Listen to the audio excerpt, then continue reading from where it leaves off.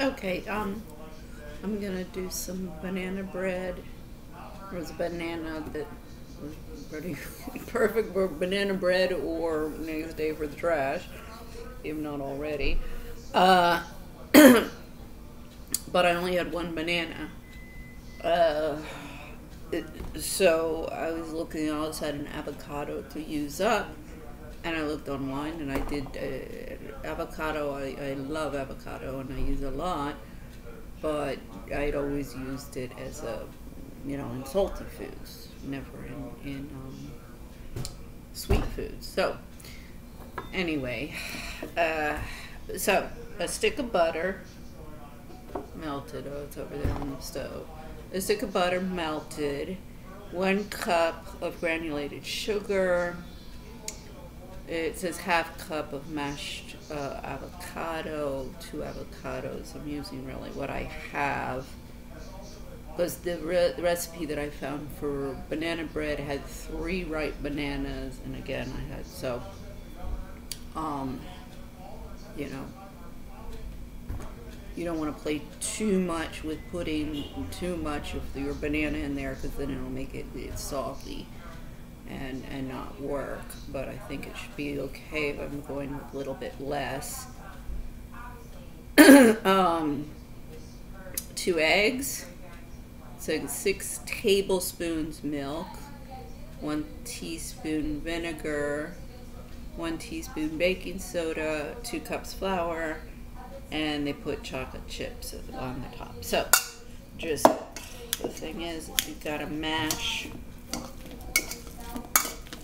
And it says to do it in a food processor, and unfortunately I don't have one.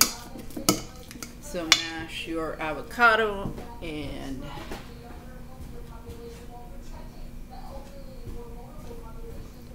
your banana, butter in,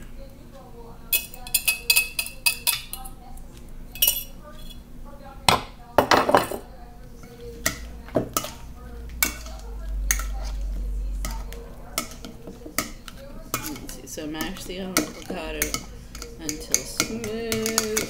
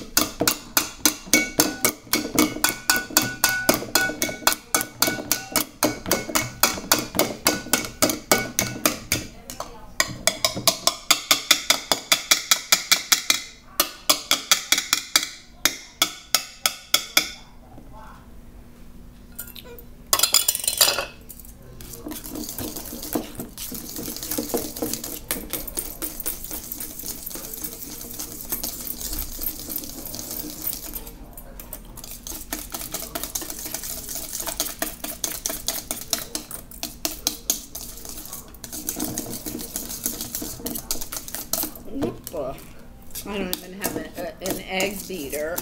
This you could also use with an egg beater. I've got to get one. I looked for one. Fruit flies are the ones who told me that the banana needed to be used up.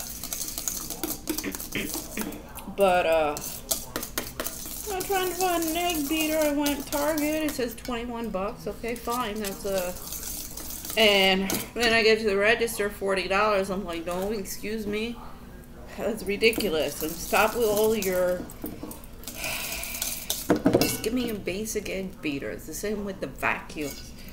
Bring me back the Electrolux vacuums of the 1950s. Oh, every other vacuum that's come out with is just a bunch of gadgets.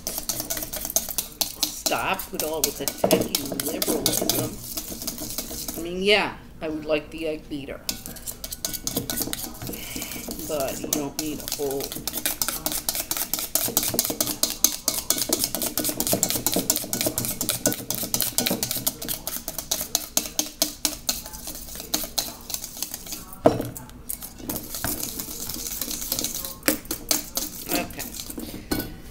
So, we'll put then the sugar. We've got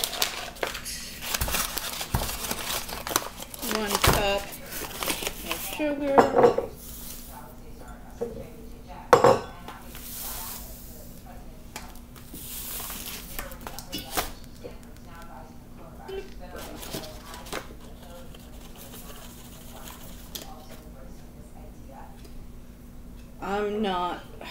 I don't like sweets too much, so I always prefer to too little sugar than more than what the recipe calls for. And as usual, I forgot to preheat my oven. Hold on.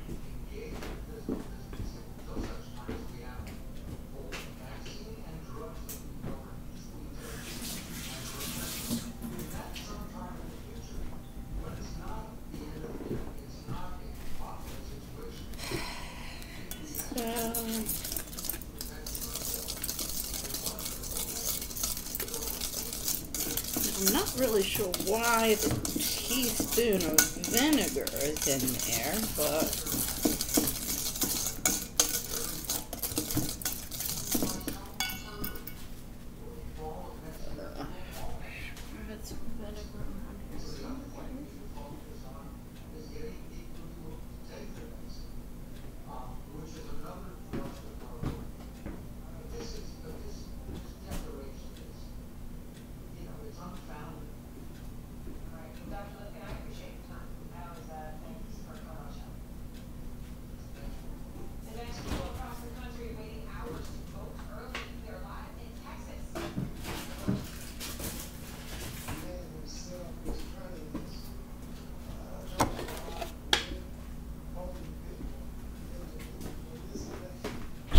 I think I used all my vinegar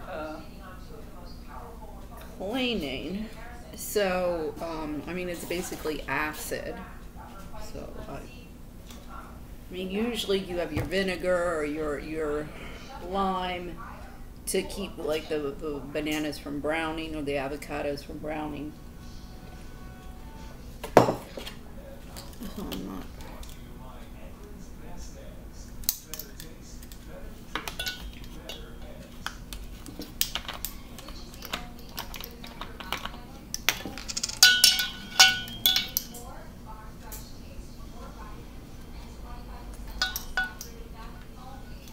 With that 1 teaspoon. I mean, you know, it's not enough to really give it a lot of taste, so it's got to be in there. 4, and then 6 tablespoons milk.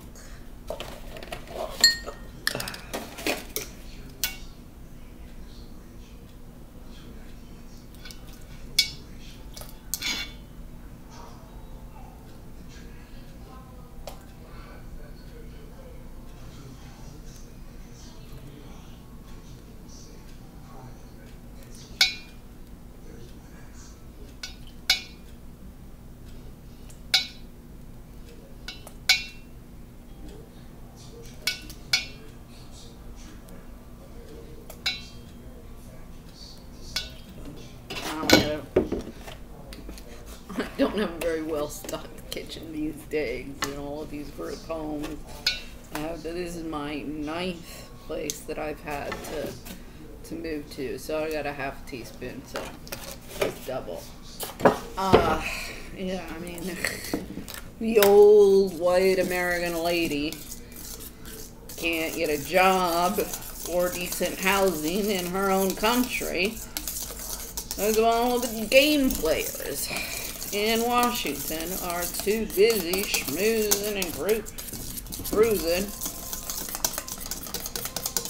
and getting invited to all of the important parties. And, I opted out of that BS in the 80s. I mean, really, if I had wanted to get back, if I had wanted that, I would have stayed around.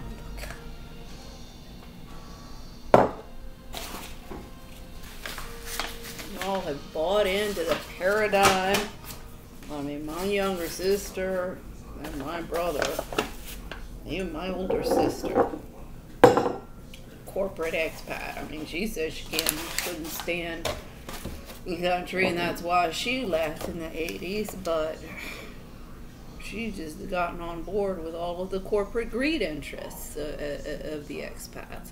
That's where Federation of American Women's Clubs overseas, my beef comes in with them.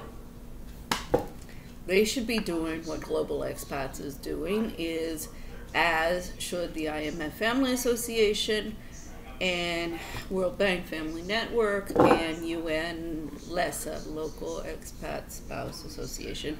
They don't really know me, but World Bank Family Network knows me, and IMF Family Association know me very, very, very well, and why I am so pissed off. As Pascal Lone, who's a member, his wife, I forget her name, is the secretary. He used to come in all the time when I was at the Family Association. This was 2009 to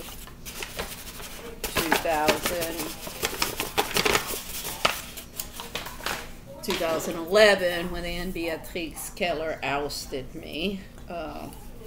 Because I had done such a good job in organizing and putting together a file system, which I actually learned from Patsy Geyer,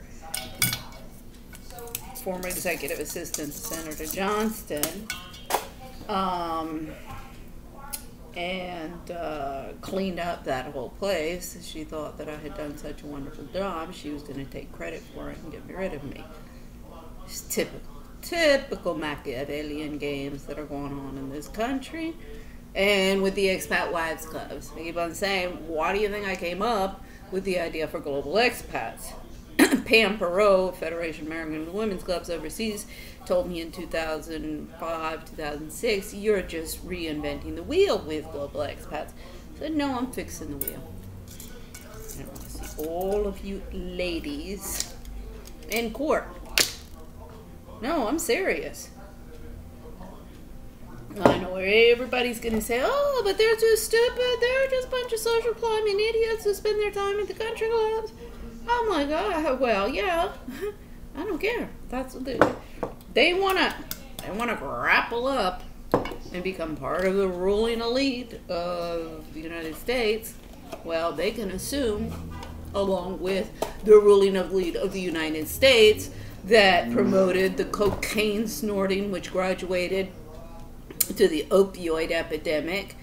You know, Sean Penn understood with his El Chapo Speaks article in Rolling Stones and an interview with that guy back in 2016.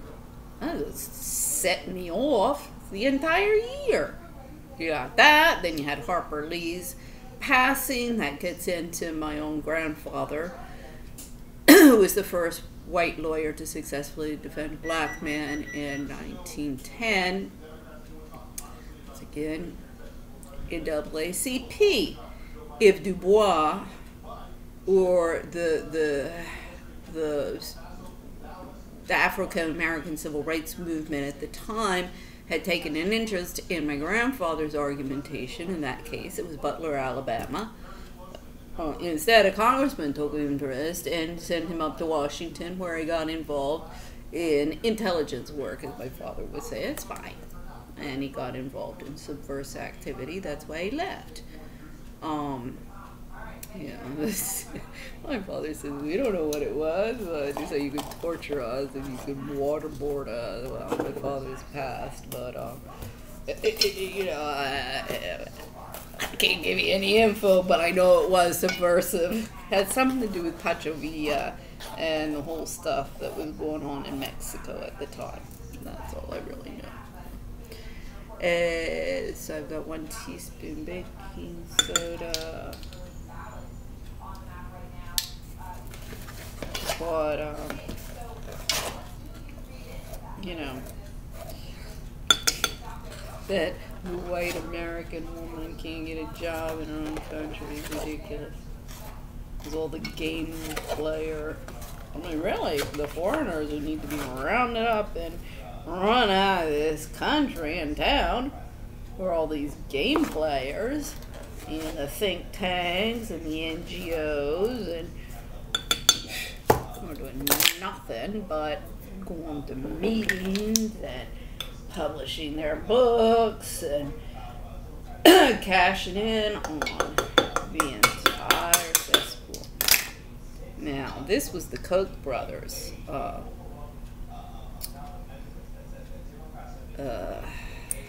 intention back in the 60s and 70s. In fact, 2 of the press, the journalists in Washington, that you know, I mean, by this point, I'm just, you don't want to listen to me, you don't want to listen to the truth instead of just your propaganda that you're promoting in the press. Well, then you can go with everybody else to jail, go directly to jail. No get out of free jail cards here. And this new monopoly game, get out of jail free cards don't exist.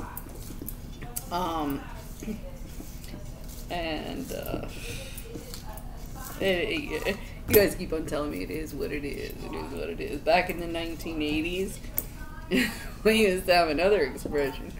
Said eat shit and die. We need to bring that back. Oh my goodness, I forgot my eggs in here. Okay, let's put the eggs, 2 large eggs. I actually should have put that in before I put in the flour.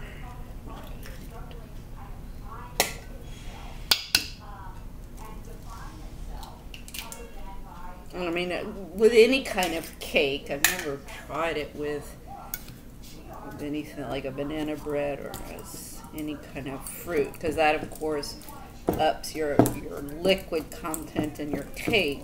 I mean, I'm a much better cook for salty foods, savory foods, whatever you want to call it.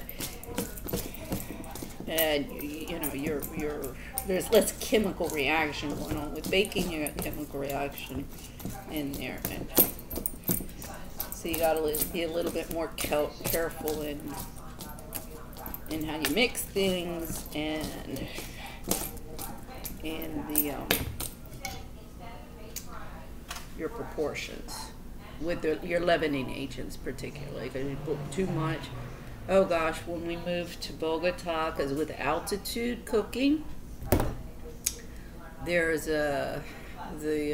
my grandmother's buttermilk cake, and I used to always make that for my kids' birthday parties, and they were like, oh my God, this is the best cake, and moms would call me and say, where did you buy that? I said, no, I made it, because really the birthday cakes, they were beautiful, that the pastry places used to, but nobody liked them, not even the kids. The kids would leave it all over the place, and one kid came home and he told us, Mom, I had the best birthday cake I've ever had at a birthday party. I said, no, but the first few times with the altitude, oh my Lord, that thing would rise and fall, just like the stock market's gonna do. Altitude, you gotta, baking, you got chemical stuff going on, so it's a little bit, in terms of having success or failures, you gotta watch your content. So anyway, that's and then put it in. Yeah, it's an old one. I'm gonna, I got this stuff from here, so just put some aluminum foil, and then I got some pastry paper, and because this thing has seen better days. And then in the oven, I forget the time. Let's see. It's usually about an